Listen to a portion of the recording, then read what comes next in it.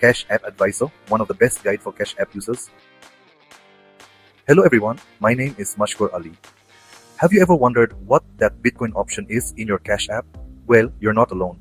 In this video, we'll explain exactly what Bitcoin means on Cash App, how it works, and how you can use it to grow your money. No matter if you're new to Bitcoin or just want to learn more, we'll make everything simple and easy to understand. Let's begin. Before investing in Bitcoin through Cash App, it's very important to understand what Bitcoin on Cash App actually is and how it works. Here, with the help of 2 slides, we will try to explain this to you in a better way. In the first slide, look at the heading.